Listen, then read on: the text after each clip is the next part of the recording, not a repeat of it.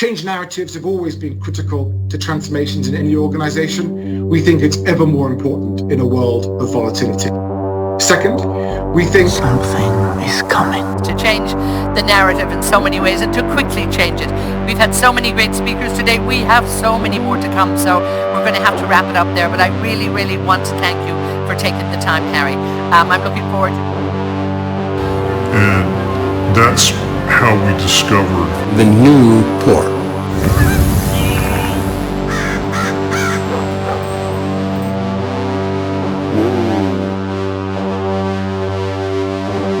You're biased. Yeah, well, hey, whoa, but here's the thing. And we'll be right back. This transition could be extremely uneven, extremely volatile. Does it bother you at all, the automatic way that people accept the fact that this must be...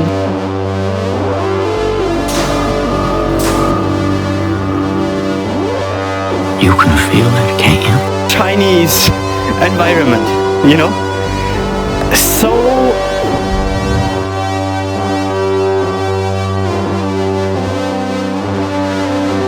It's just like before. Same thing.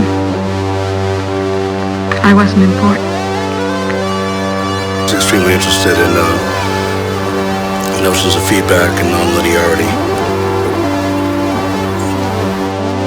I think it'll be very, very exciting. Now you're a neural net, or now you're an information system. This is part of algorithmic thinking. That's a really good argument. That's brilliant. You know, the circles widened. With lots of winners and losers, and actually enter a period of the world where there's massive social friction within countries and across countries.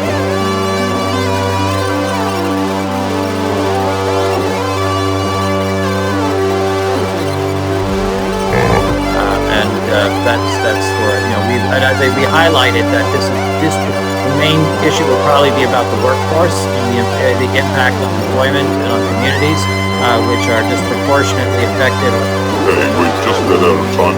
The debate is no longer whether, but how.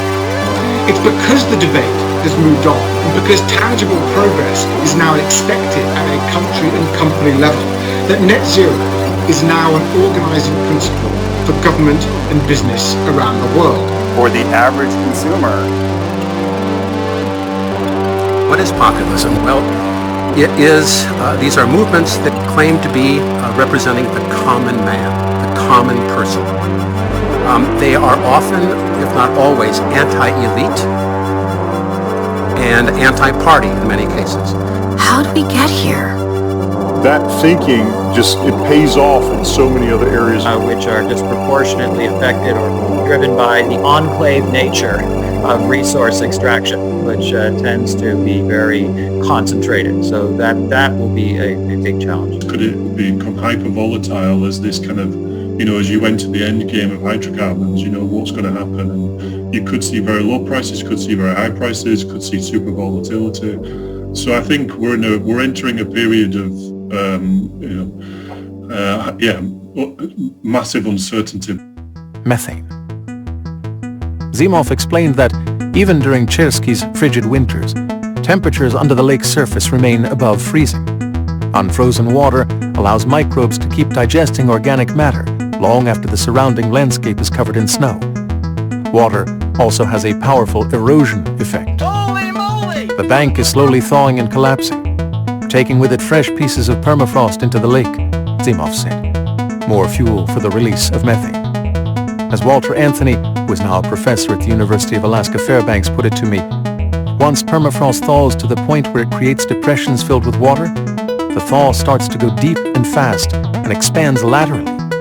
You can't really stop it. That's what made it so dangerous. What you really would like to know is what is the insurance policy that you could buy today to offset the risk that it will not be what you think it is in the future.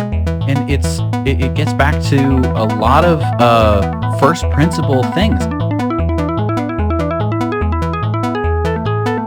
With our economic inequalities that we have today. Oh, shucks, fellas. For nothing.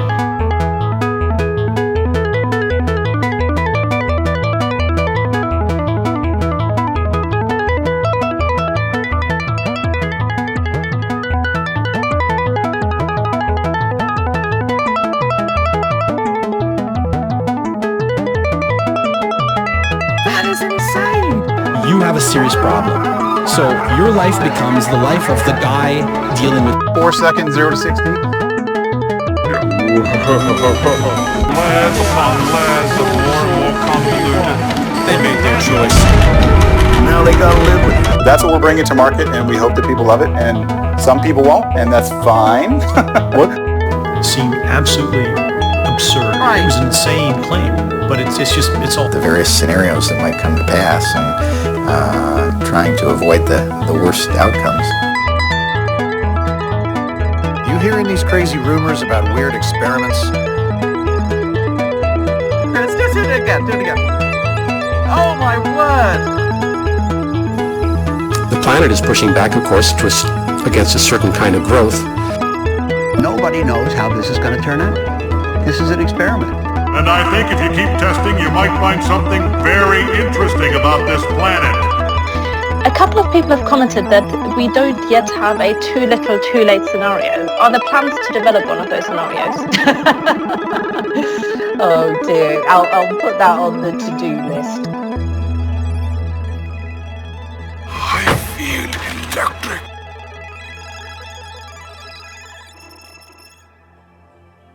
So that, in the years to come, it will become clear that we as central banks and supervisors have done what we can, as many other stakeholders around the world will do from their perspective and their responsibilities.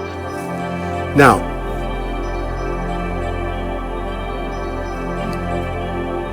you could argue whether the developing world really is that much better off because inequality has grown in most of the developing world now.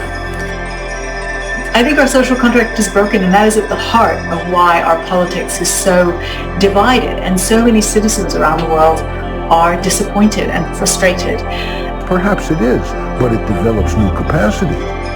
Design intent and stuff that we can build at volume. J.Z. Young, Oxford biologist in Doubt and Certainty in Science, said we create tools and then we mold ourselves through our use of them. Around the planet. We've never seen anything like this. This is completely and totally out of the norm of anything that we've ever seen. You hear that? Technologies. And it's one of our top priorities. He's more than just a car to me. I think that what is essential for this problem is a global consciousness, a view that transcends our exclusive identifications with the generational and political groupings into which by accident we have been born. True enough.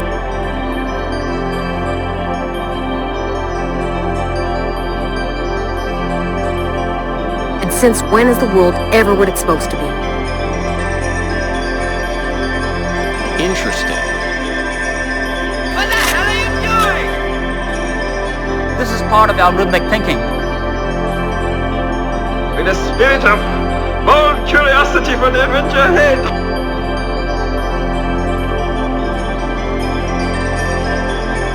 Well, in addition to their content, I found their tone to be striking. They're both so passionate and bold in their view that the social contract is broken. And Andrew Sheng takes the notion of the social contract even further to include our contract with the planet. I feel electric. Technology has outdone nature, and the consequences are going to be with us forever. Quite simply, they just want to change the world, that's all. It was bad. I know. But there was an expectation that things were going to get better. There isn't today.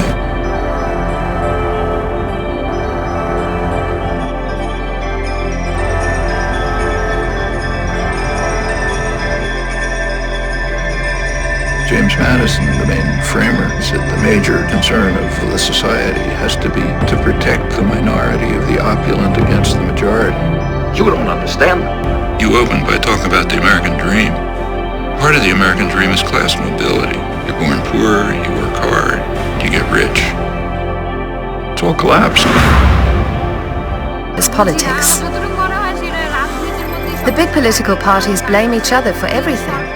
And we, the ordinary people, suffer as a result.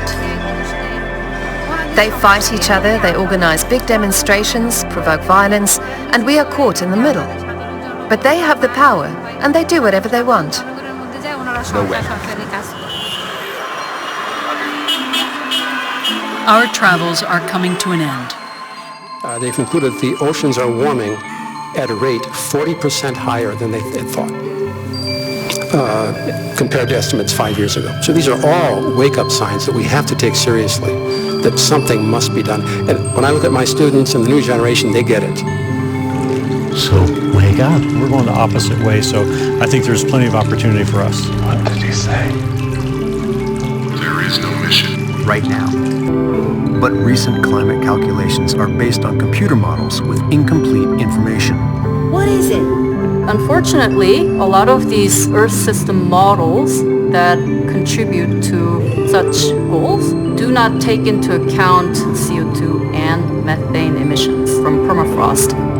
It just gets attention because of what it is. Amazed and shocked when they see it. Creating a classic positive feedback loop. Print media had made what Benedict Anderson calls imagined communities possible. Maybe the internet in your pocket makes a fragmented global virtual community possible.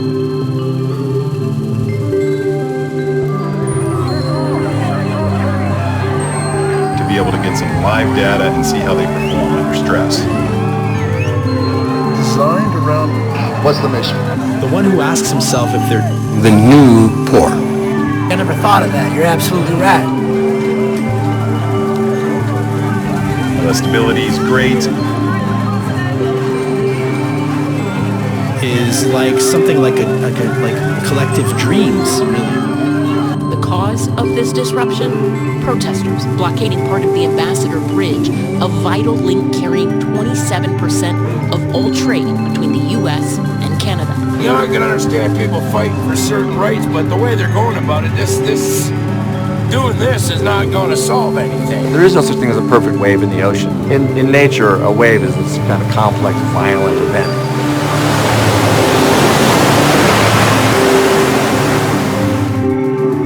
Surrender to the present moment. What's coming now is all that's left.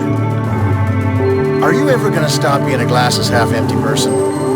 I don't think about it a lot. I leave that up to... And I have also felt that in recent years especially, although it's always been an undercurrent, portions of our electorate are pushing back against globalization, the results of which were not clear during the 90s, right? It was an early stage of this new world economy. For some groups, the results are in now, and there's pushback going on. this system has to change. There has to be an answer someplace. There is, but you won't find it in jail.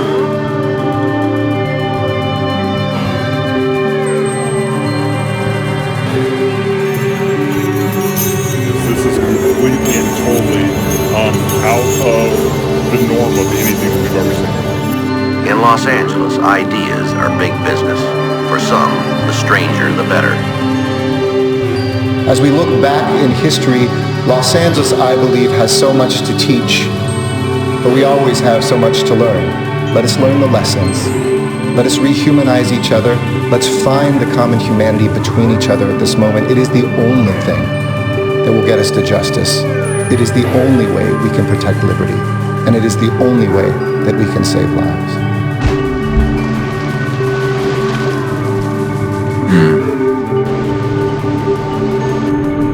Has to grow exponentially.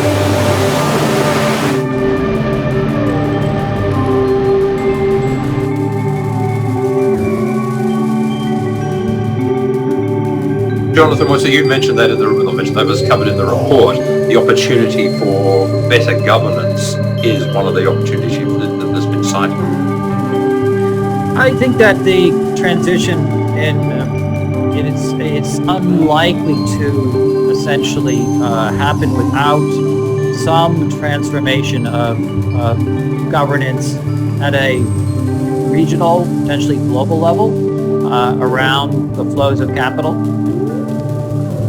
François, you said that it is time to roll up our sleeves. You were the first that said NGFS Season 2. And then Morgan, of course, then made it even better. And he said, today is the grand finale of season 1.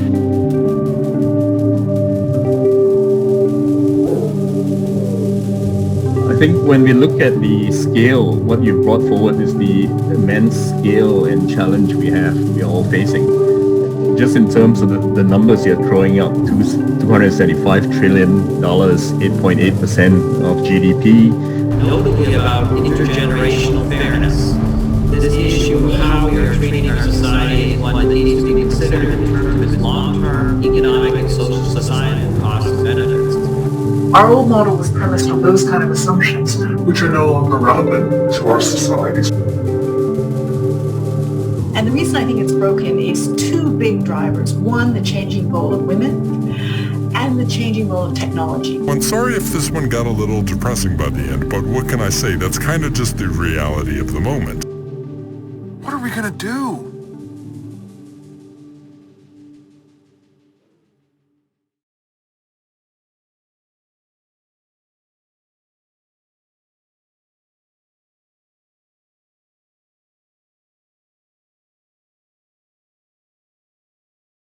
The process has begun.